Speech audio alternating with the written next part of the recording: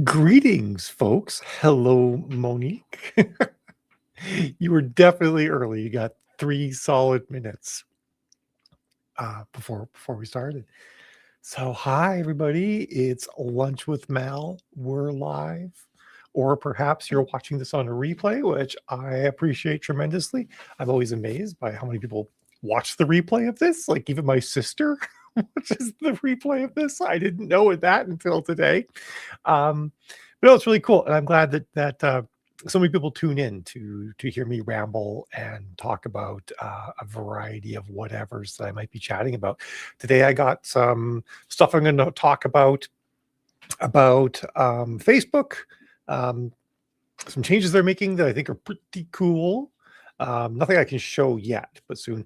A project I'm working on that I also think is pretty cool that I'm going to hint at a bit. Uh, Author Ring, which is out, and I chatted with the Lore Oracle, which I talked about a bit last week, but I couldn't show because I'd been tinkering with it and it was offline. It's still under heavy development, but coming along really nicely. Um, so yeah, there's a ton of stuff going on right now. I just realized I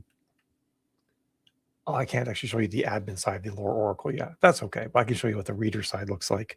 Um, so yeah, some really cool stuff coming on.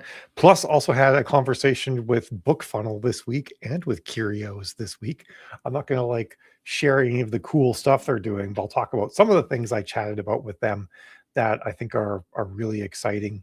And I'm pretty sure I can keep everything under wraps. I'll be okay with that. So yeah, I'm going to chat a bit about Author Ring. Actually, it was funny. I was talking with Greg from Curios. Curios is like Shopify.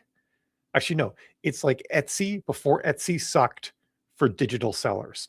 Um, and kind of the idea, like the thing I really like about Curios is it lets you have your own storefront, kind of like a la Shopify style. So you can make it look like your own thing. It can be unique. It can be just yours. It can be on your own domain, but they're the seller of record, which means that with Curios, they pay all the taxes. And I think that's actually a really cool thing, because that's one of the things a lot of authors are like, I'd like to sell direct, but I don't want to have to like register to pay taxes in all 50 states. Whereas Curios does that. Other companies that are also thinking about doing this in the author space also are thinking along the lines of that seller of record thing. They pay the tax and you get a commission. Curios has a pretty neat thing where they give you 100% commission. So the price that you list your book at is the price that you get, and then the reader will see an additional fee for the platform cost and the credit card processing fees and any taxes that need to be collected. They've got an option now too where the author can like eat that, and people could just buy it the price it's listed at. So you can kind of go either way. You can go the like I get 100%, and the reader clearly sees what's being added on, or the way where that stuff just happens in the background, which I think is really cool, actually. I like the level of transparency that they're bringing to that over on the Curios side.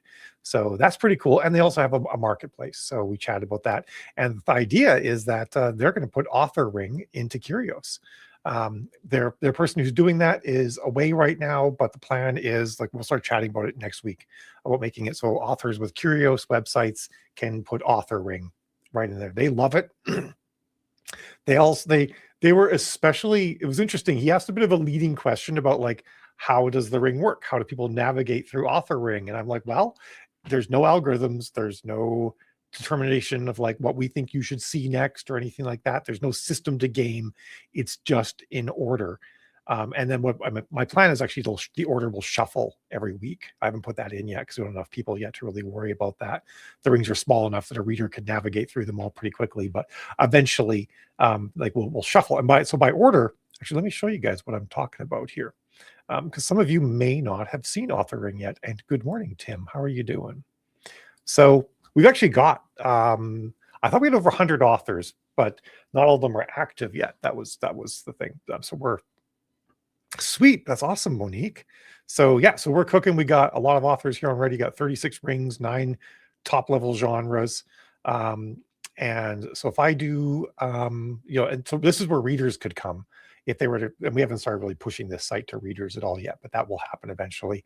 I'll go to fantasy, and it'll pick romantic fantasy. And we'll see here, that was actually interesting. It said that there were 6 authors in romantic fantasy.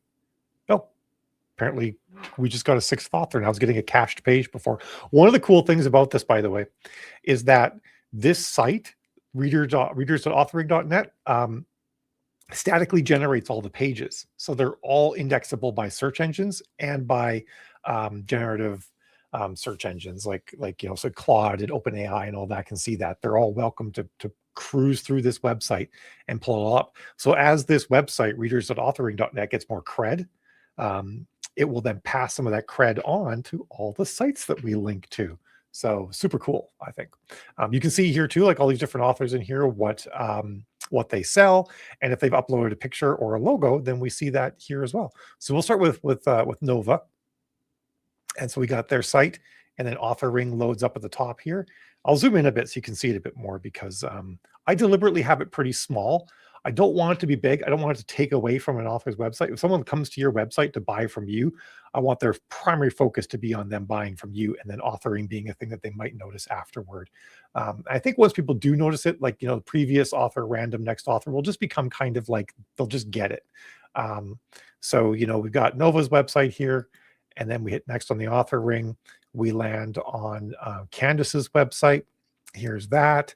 And this is romantic fantasy. Candace has all of the above. So the page we landed on right here actually is pimping a sci-fi book, but Candace does have we got adult fairy tale retellings, paranormal, magical romances. So all that's in there. I'm not going to worry about curating people what they show too much. I think that if your store sells a type of book, then you can be in that ring. It doesn't need to be the first thing people see when they land on here. Bethany Adams, romantic fantasy. We've got Dax Murray, romantic fantasy, and the readers can just go through the ring and it just pulls them up. Vera Nazarian also obviously has romantic fantasy here in the mix. And I think the last one, there's one more author that we'll hit on the ring. And this is Skye McKinnon. I've actually identified a bug on this one. We have some things in Author Ring where we've named certain elements in our code here, a thing that must be the same name on this page. So we're gonna have to go through. I'm gonna have to do a run, go through and make sure that we've made sure that all of our names for all of our things in the author in the UI, like behind the scenes, the code names, the CSS names, won't collide with an author's website, because that's what's happened here. For some reason, it's collided with an author website, and we're loading some of their styles into our system. So yeah, so it's looking really good. We've got a lot of, and we're back here at Nova again. So the system is cooking. We've actually got stuff working pretty nicely here. We got people in it. The system is live, which I think is amazing. It's always one of those things, right? You're like, if I build it, will they come? I don't know yet how much readers are using it. That's a thing that I haven't put the tracking in for that yet. That's a to-do for next week. This is one of those things, right? You as you grow, you will then have the new problems that come with growth. But I don't want to you also don't want to build everything in advance before you know if it's going to get used. So we got enough people now that I can actually collect some data, and I can be like, wow, readers, and eventually be able to say wow, readers in romance click on this way more than readers in horror, or vice versa. Who knows? So it's gonna be pretty cool, and we'll get to be able to figure some stuff out about reader behavior.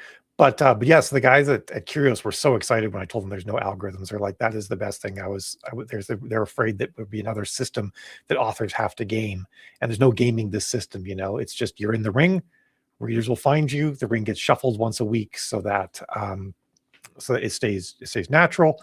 So that readers don't always go through the exact same path, because that could end up benefiting certain people. And it creates more backlinks on your website, more things linking to your website that the search engines find. And that helps all of us actually increase our ranking for search engine results. So that's a cool thing I didn't actually talk about before that I think is pretty awesome, and I'm pretty stoked about. So that's cruising along. The rings are filling up. One of the things too that we've done right now is that the next author, previous author, random, your site won't be reachable on that until you actually install the ring, but you will show up on the reader website, readers.authorring.net as soon as we approve you. That way, the reason why we did this way is that readers don't just dead end if they land on a site that hasn't installed the code yet. So we didn't want that, because I really, really want the reader experience to be good and consistent so readers trust the system. So yeah, so Curios, probably in about 2 weeks, we'll actually make it so they're going to have it. It's something that Damon and I have to do a little bit more chatting about, some specifics, but we'll be getting it as a thing that could even exist on download pages on BookFunnel. So I've a bit of thinking about how I want to do that, but there's some stuff coming from BookFunnel that will make that make more sense. But eventually it could be something that could be on download pages for BookFunnel as well. So some cool stuff. And we have a call with Kickstarter coming up pretty soon. Don't know if that will go anywhere, because I don't think Kickstarter is going to let someone else load something onto their website. That being said, maybe Kickstarter will build a similar thing. Like, it doesn't need to be us running it everywhere. If Kickstarter develops some sort of like BookRing Kickstarter system within Kickstarter for authors, I will give them any thoughts, input, knowledge I have. I don't have to be the one that owns everything, or we in general, including Jill in that, obviously. We don't feel that need. So cool things could be happening, and this is the best thing too, right? Is decentralization. One of the things that actually Greg, I might have said this already. I think I started saying this and segued away. Greg from Curios mentioned, he's like, oh, this is like StumbleUpon. I'm like, you're a millennial, not a Gen Xer. Because Gen Xers remember blog rings and the GeoCities rings that we used to do back in the day, and a millennial would probably actually remember StumbleUpon a lot more. But yeah, like if you remember StumbleUpon, it's kind of like that too. What do you mean I need to change my mindset on that? Jill said, well, you need to change your mindset on that. Do you mean on like making this something that anybody can use? I don't have to own it. It's just out there to help everyone. I think it's a good mindset, unless you're referring to something else. So yeah, authoring, it's cruising, it's live. I'm building out some stuff like a support system so people can like hit contact and we get like a form and an email. And then maybe we can even reply. Right now it's really basic, but I need people to make it so people can attach images. Working a little bit of debugging, making sure that the widget loads properly everywhere. That's going to be one of those things that I can't anticipate all the scenarios. We'll have to sort of feel that out as it goes. I am planning on making it though, one of the things I do want to make it is so that if you're an author, like for people, if you have more than one pen name, you have to register a separate account, because it's really kind of based around one pen name per account. Maybe down the road I could change that, but the other thing I'm going to be doing is, if you have one pen name but you write wildly different things, different parts of your website could be on different author rings, or you could have entirely different websites for different rings. That will be coming too, because I think that will be useful for a lot of people. Oh my goodness, Monique, you're kicking it. You're killing it. Oh, I definitely want to push Kickstarter to use our system. Honey being Jill, for those of you who don't know, she's my wife. But I'm at the end of the day, if we could do something that benefits authors, that's the mindset that I want to have primarily. But the other thing I want to show you guys is the Lore Oracle. I was going to show it last week, and it was in the shop. It wasn't working. So this is the user interface for the Lore Oracle. Let me actually make sure you guys can see this well. I'm going to temporarily turn off that. And what if I do this? There we go. Now you guys can see everything a little bit better. So the Lore Oracle is a system where this is something I eventually want to make available to other authors to sign up for and use. This will be a little bit more expensive than authoring because it takes a bunch of juice to run it. But it's for, you upload your books into the system. We chunk the books. We create what's called a registry of all the characters, places, locations, and events in your book and all that sort of thing. And then we have like these multiple layers that it goes through to figure out what parts of your book or all your books to look into to find things. So, because it can be tricky, like if you're like me, I have 130 books. They span 5,000 years. Obviously, not all the characters are in every book.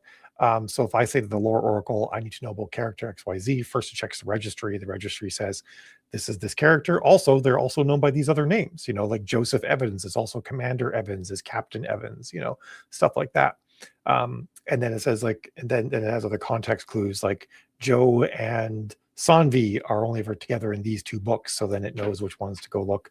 And then it finds the appropriate chunks of your books and sends them back. Because one of the things, if you've ever tried to have AI read your book, AI doesn't actually read your whole book. It breaks your book up into small little chunks, and then it has a system to try and figure out which of those chunks are the ones it should be looking at for your book, which is why a lot of times if you plug a book into some sort of AI platform and just trying to use it to help research and introspect your book, it misses things and gets them wrong. The Lore Oracle's goal is to make it so that every time you ask the AI question about the book, it will read somewhere between 5 and 10,000 words of text that is targeted correctly for what you want. So it's a bit of it was a bit of work to get that done. It takes multiple computers and layers and all sorts of stuff. But I could just say, like, tell me about Trist. Trist is a character in one of my books. She appears in 3 of them, actually 4 if you count an extended edition. So it can take a little bit to get this response. I think I can hear the computer in the other room spinning up. There we go. I'm actually working on making this faster. Right now, I'm going to be tripling the processing power for it. And it actually gives you like this nice write-up, like Triss is a central character in AM14, particularly within the Intrepid saga. She's known for sharp wit, street smart personality, and deep emotional connections with those she cares about. Importantly, she does not have a last name, which distinguishes her from other characters. This actually came about because I've been working on training the AI about how some characters do and do not have last names, because it was getting confused as to who certain people were, because it was expecting last names. Now all characters in my books have last names. I got where she grew up, skills and abilities, personality, her role in the story. She's one of the most dynamic characters, a former thief who becomes an integral part of key missions and relationships. Would you like to know about her relationship with Jessica or any other details? And I could say, like, yeah, yes, oops, yes, tell me about Trist and Jessica. And then it will go off and do that. It also tells you which chapter in the different books it pulled these things from. Right now, you can't also see the text. I want to make it so that you can even see the text. And the part 1 means like the book, the chapter, the Cho might have actually been broken up into 20, well, probably not 20 parts, but maybe 5-10 parts, because each part that it makes is only about 400 to 500 words long, plus a bit of metadata about what book it was from, and some other details are up at the top of each part. So it makes for a pretty cool system here. This one's cooking a bit. I can actually hear the server in the other room just cranking as the fan's running pretty hard as it comes up a lot faster. But I think this could be a really useful thing for authors who, want a way to introspect their books better, or would like to open this up to readers. It doesn't have to be something you open up to readers. It just could be something for you, or it could be something that you open up to readers as well. So it's like, certainly Tristan and Jessica are 2 emotionally complex, compelling characters. So it's got tells us about both of the characters, where they meet, their developing bond, how they interact in different stories. It gets one thing wrong. It thinks this one event happened in OutSystem and thinks it Trist's friend. So that's some of the stuff the registry, which is not done yet, will fix. It'll help deal with some of those problems in the story.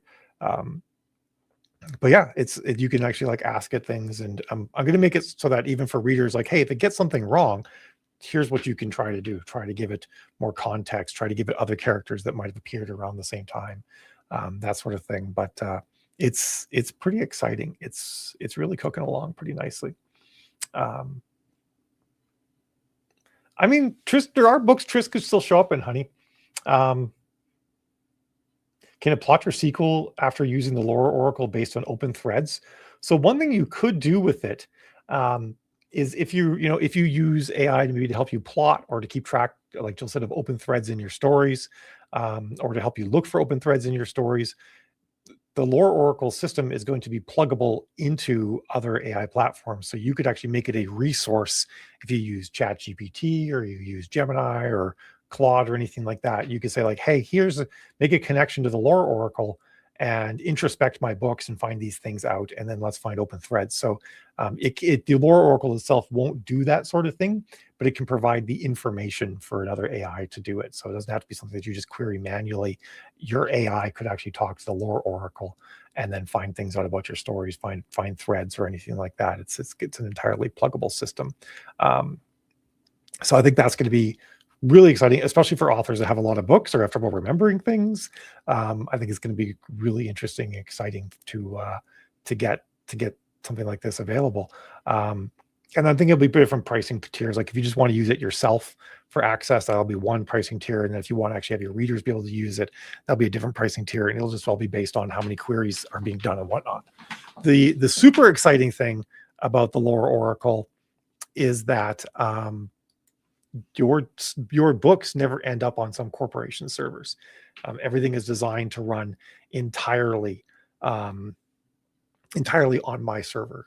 So no one else is accessing it. No one else is hitting it up or anything like that. And I was actually explaining to Damon um, about how this system works and how I'm doing it with the chunking and breaking up the books and all that. Damon from BookFunnel, he's the guy that started BookFunnel and owns it with his wife. And he was quite interested because he needs a way to check the books that are on BookFunnel, of which there are something like 800,000 of them now, to make sure that they don't have any P-word stuff in them, because he'd be liable for that. So right now they have a they don't have like a very robust detection system. They do have stuff in place, but he would love something where the book could be read in much more thoroughly by an AI, and then it could flag books for a human to go look at, and then a human would make a decision. So there's some pretty interesting stuff that that could come out of that. I'm actually already thinking about like building a data center and having something like that cooking, where maybe I could even offer that as a service to all other people who are hosting books. Like, hey, fling your library at this service, it'll crunch through them all and it'll flag anything that looks suspicious that you might want to take a look at. So, and then it would all be like, nothing would be on with corporations. It would all be hosted, by another author, by a small company that you would trust. So like I said, like I'm super stoked about it. It's really exciting stuff. And I know a lot of people have like very mixed feelings about AI and what it does, but I tell you, there's stuff that is out there now that I just like. This Lore Oracle thing, I've tried getting humans to put together book Bibles for my stuff. I've paid multiple people many thousands of dollars to try to make this, and everybody has failed. The fans have done a decent job in a couple of places creating stuff like this, but even they can't do it all. It's just so much content. So this would never have existed if it wasn't for the ability of to have an AI built system that could do that. So I definitely think there are a lot of really good things coming out of AI. There's drudgery that just does not have to be done anymore, and I'm all about not drudgerying. Long Deck 2, one of the things we have right now is we have some authors that have applied with websites that that the widget can't go on. Like if you're with Curios or something like that, that will be a little bit. We haven't actually messaged all those people to say like, hey, here's why we haven't approved you yet. What you could do is you could just email myself or Jill, Mallory or Jill at thewritingwives.net.com. And then just say like, hey, I applied under this name. Just curious why I haven't been approved yet. It could be, there was like a couple of people that applied and their store was still said coming soon as well. So there's might be some stuff like that. That might be why someone didn't get approved for authoring yet. So it's either, if it's been a bit, that's probably what it is. And we're working on getting the tools to more easily communicate with everybody about why that might be the case. Yes, regarding like a book Bible, Tim, who's Pig Monster, I just use him as my book Bible because he's just one of my readers. He knows everything, which is part of why I stopped paying humans to do it. Not to say that Tim's not a human; he's just an unpaid human because he's a reader. Yeah, so we're working on making ways where we can communicate better with authors why we might not have approved them yet and what we think they need to do. One of the things we had to do is some authors were applying and the URL they put in was incorrect. And we didn't have a way for admins to edit their URL yet. So now we've got that, so we can fix people's URLs if we see there's a mistake with it or something, because that's happened a couple of times. So we're getting there. We're working on getting the system streamlined and improved for authoring, but it's taking off pretty fast. Like the fact that we've got like almost 100 authors that actually have like the widget installed and everything in under a week is super exciting. I guess it's 8 days if you count the soft launch we did last Wednesday, but really we didn't really start cooking until Thursday. And I've got like a to-do list as long as my arm of cool features I want to build into it. But I'm also like excited to work on the Lore Oracle too. It's really cool too, because in the back end of the Lore Oracle, when you upload your book, it then goes and like looks at all your chapters, and then you can flag them as narrative, things to skip, like your foreword or dedication or something like that, appendixes and recap. because that can be very useful for the AI to sort of like ground itself and know where things are in the story. So everything you can actually like set metadata, flag every chapter for what it is, and then the system chunks it all up. And then the next step will be building the UI for like the registrar. So the system will go through like all your books and be like, hey,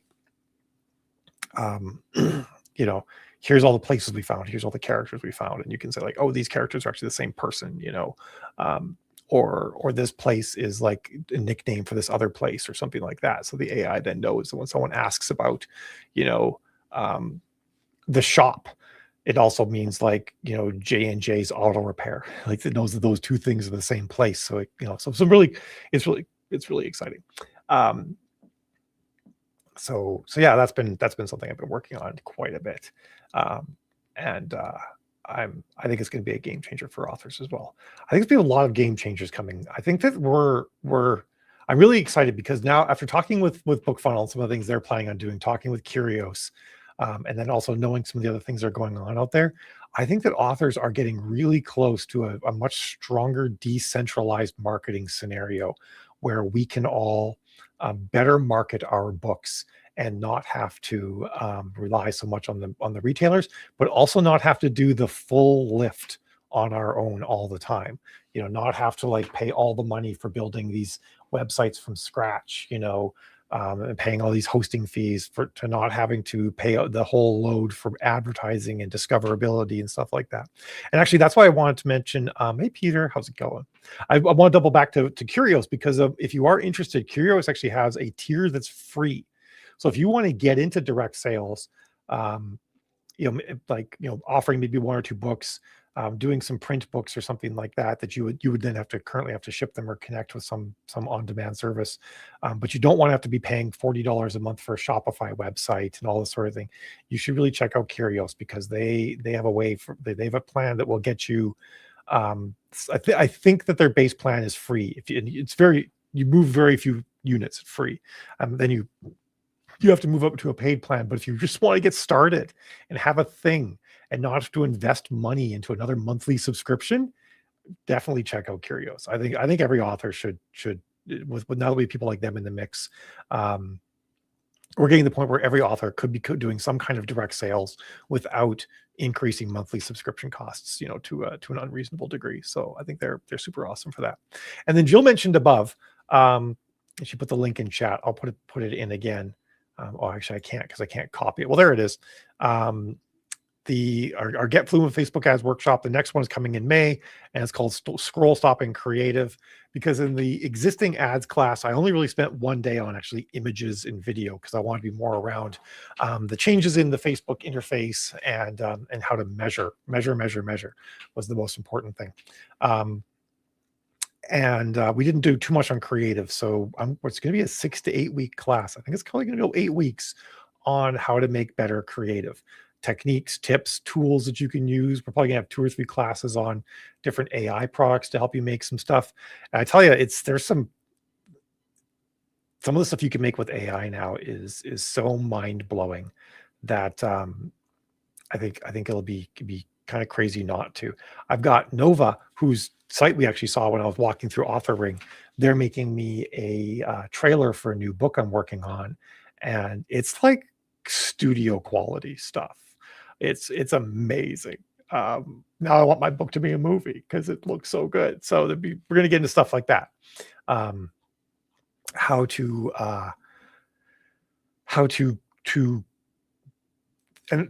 basically make scroll stopping creative, just like it says, you know, how to do a better job at that, how to build more of them, how to test more, how to just create, you know, a plethora of images and text and all that sort of thing that's going to help you get, you know, find more people everywhere, better stuff for your newsletter, better stuff for social media posts, better stuff for ads, better stuff for everywhere.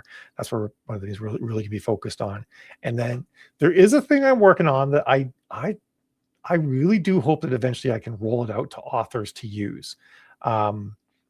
It's a system that pulls in reporting data from both attribution and Facebook, and then actually analyzes your ads in more detail automatically.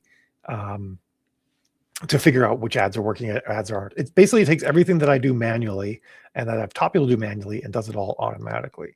It's a giant pain in the butt to set up, because getting API access through both of these platforms to do this kind of make these kinds of calls has been a challenge. And right now I have it working for me. Getting it to work for other people is going to be will be another step. But I'm like, the more I'm working with this thing and building it out, like I want to make it so you can be like, here's all my text, here's all my creative, here's my best targets, my best audiences that I've used. Make me 10 test ads, and it just goes out and makes them all, right? And then like a week later, it's like, here's how your 10 test ads fared, and it pulls in all the data from all the different places. So I've got some amazing plans there. And I might be able to roll this out to everybody to use. But it's going to take a while, and it'll cost some money, because it costs a lot of money to build this sort of thing and to make it secure. That's like a really big part of it too, because it has access to people's ad accounts and can spend their money. So obviously it needs to be secure. 8 weeks of the current syllabus. Awesome. That's my plan. I mean, I have 6 weeks of classes planned out, and I just know it's going to take 8 weeks, because that's me.